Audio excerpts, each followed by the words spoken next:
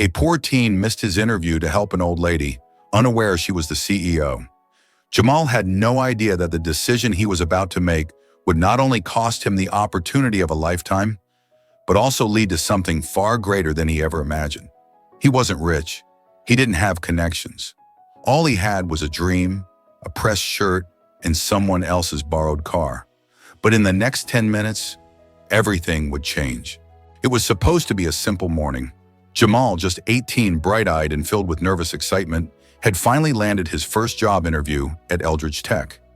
It wasn't some glamorous executive role, just an entry-level assistant job, but to him it meant everything. It was more than just a paycheck. It was a chance to break the cycle, to prove that his mother's sacrifices weren't in vain, and that a kid from a broken block could do more than just survive. He could thrive. He didn't have a car of his own. But his friend Marcus, loud, flashy, and always one to act like he had it all figured out, agreed to give him a lift. The car was a beat-up old Honda with a missing hubcap, one flickering headlight, and an air conditioner that wheezed louder than it cooled. But it moved, and that was good enough. Inside, Jamal sat quietly, his hands clasped tightly on his lap, going over answers in his head. "I'm a fast learner. I take initiative. I'm hungry to grow." "You good, bro?" Marcus asked, chewing gum and blasting music a little too loud for 9 a.m. "Yeah," Jamal said, smoothing down the collar of his shirt. "Just want to make a good impression. This interview's important." Marcus grinned. "Man, relax. You'll charm 'em with that puppy dog face. Bet they hire you on the spot." But just 3 blocks from Eldridge Tech, Jamal saw something out the window. An old woman, maybe in her 70s, stood beside a silver sedan on the shoulder. The car sagged on one side, flat tire.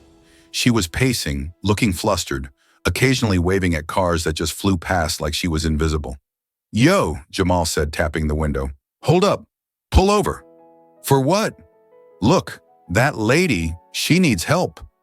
Marcus squinted, then laughed. "Man, that's none of our business. She's out here alone. Come on, we've got time." "No, you don't," Marcus interrupted, voice sharpening. "You've got an interview in 15 minutes, remember? This job means everything, right? So don't blow it trying to be some roadside hero."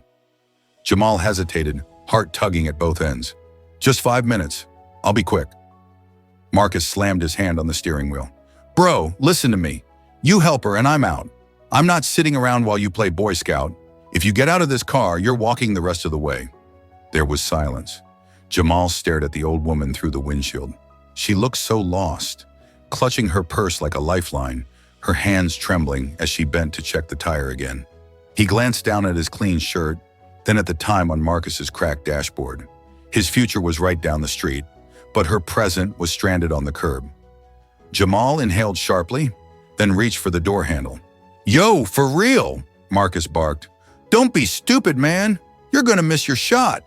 Jamal didn't say a word. He stepped out and closed the door behind him. Marcus didn't wait. The tires screeched as the car peeled off, the echo bouncing down the street like a final warning. Jamal stood on the side of the road, his heart thudding, not from nerves now, but from conviction. He rolled up his sleeves, walked over, and said softly, "Ma'am, need a hand?" Her eyes widened in surprise, then softened. "Oh, bless your heart. I didn't think anyone was going to stop. And hey, before I tell you what happened next, can I ask for a quick favor? I only have 4 subscribers right now. My goal? Just 100 by the end of the month. If you're into stories that show you the real side of humanity, please hit that subscribe button. It really helps." Anyway, back to that morning. The old woman looked up, startled by the sound. Her eyes landed on Jamal, wide with disbelief. "Oh, sweetheart," she began. "You don't have to trouble yourself." "It's all right, ma'am," Jamal said, already rolling up his sleeves. "You shouldn't be out here like this. Let me take care of it." She opened her mouth to protest, but something in his voice, calm, steady, reassured her. She nodded quietly and stepped back. The tire was worse than it looked. Rusted bolts refused to budge. The jack creaked with every crank. Dirt clung to everything. The tools in the trunk were worn and slippery. Jamal's once-pressed shirt was ruined in minutes. Grease smeared his pants. Sweat poured down his neck and soaked his collar. Still, he didn't stop. The old woman watched, her hand clutching her purse tightly to her chest. Every few moments, she glanced down at him, then back toward the road, watching cars pass, none of them slowing down. "People don't stop anymore," she muttered softly. "They just keep driving." Jamal didn't look up. "Guess they're in a rush." "Are you?" He hesitated, straining against the rusted lug wrench. "Yeah, I had somewhere to be." She frowned. "Had?" He just gave her a crooked smile. "Well, not anymore." She tilted her head. "Let me guess. A date?" He chuckled. "Nah, a job interview at Eldridge Tech." Her eyes widened. "Eldridge? Yeah, entry level, but for me it's a big deal." "Then why are you here?" she asked, her voice quiet now, almost pained. "Why didn't you just drive by like everyone else?" Jamal looked up, his face streaked with sweat and dirt. "Because you needed help. That matters more." She blinked, caught off guard by the sincerity in his voice. "I was raised to do what's right," he added. "Not just when it's easy." He finished tightening the bolts, stood up and wiped his hands on his pants, smearing the grime even more. "There you go. Tires should hold until you can get it checked properly." She stared at him, speechless. Then she stepped forward and took both of his hands despite the grease and sweat. "No one else stopped," she said, her voice trembling.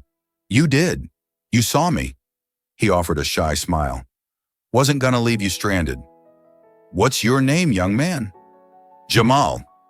She looked at him for a long moment, as if trying to memorize his face. "You're a good soul, Jamal. The world needs more of you." He gave a small nod, glanced at his cracked phone screen, and his stomach dropped. "I'm late," he said under his breath. 20 minutes. The light in his eyes dimmed slightly. "Do you think they'll still see me?" he asked, trying to sound hopeful, though the defeat in his voice was impossible to miss. The old woman's expression softened. "I hope they do, but if they don't, then maybe they weren't the kind of people worth working for anyway." Jamal offered a grateful smile and stepped back onto the sidewalk. "Thanks again, ma'am. You take care, all right?" "You too, Jamal," she said quietly, watching him walk away. Jamal ran, shirt untucked, sweat clinging to his skin, hands still stained with grease and grime.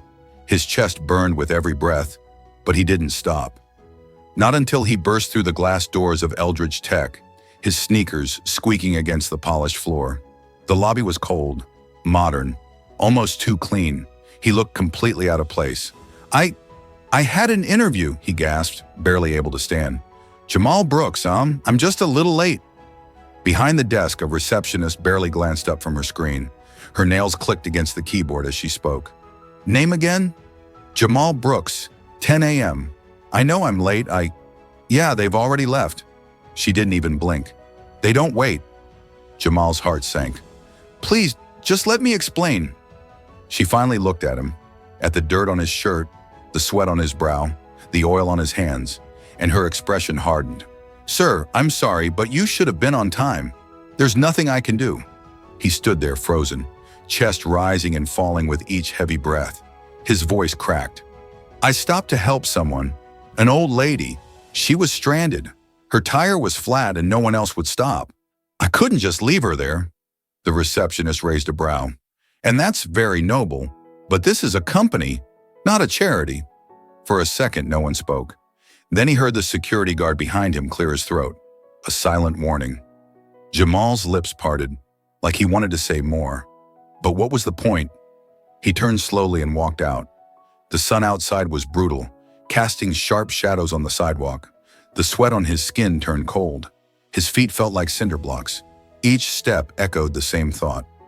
I blew it. He had done the right thing. And still, here he was, empty-handed, rejected. The dream his mother had prayed for, the chance he'd worked for, gone. His throat tightened, not because of the heat, but because deep down, it didn't feel fair. He whispered to himself, almost like a reminder, I did the right thing.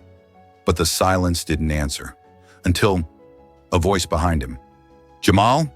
He turned, and there she was, the same old woman. She stepped out, same kind smile, but with a presence that commanded attention. She wore a tailored suit now, her hair tied back, eyes sharp and focused. My name is Eleanor Whitman, she said, her voice calm Powerful. Jamal blinked, confused. Wait, what? She took a step closer, her heels clicking against the stone. CEO of Eldridge Tech. The words hit him like a thunderclap. His jaw parted slightly, eyes wide, trying to process what he was hearing. You're the CEO? She nodded. I saw everything, Jamal. The way you stopped, the way you dropped everything to help me, thinking I was just some helpless old lady. You got dirty, ruined your clothes, missed your interview, and didn't even ask for anything in return. Jamal could barely breathe. His voice came out in a whisper. I couldn't leave you there. Eleanor's expression softened. And that's why I want you in my company. He stared at her, speechless. You showed more character in 15 minutes on the side of a road than I see in entire resumes, and that matters to me a lot. She stepped closer and extended her hand. The position is yours, Jamal, if you'll still have it. He looked at her hand, then back at her face, still not believing it. His throat tightened. His lips trembled. Yes, he finally said, nodding, breath catching. Yes, ma'am, I'll take it. Eleanor smiled, warm and proud. Good, you start Monday. Jamal started in the mailroom. No shortcuts, no special treatment. But he showed up early, worked hard, and people noticed. The boy who missed his interview to help a stranger, he became the heart of the company. A year later, he was promoted. 2 years in, he was mentoring others. And at a company gala, when Eleanor shared his story, the entire room rose to their feet. Not for his title, but for his heart. If this story inspired you, hit that like button and share it with someone who needs hope today. You're watching Undercover Files, and we'll see you in the next one.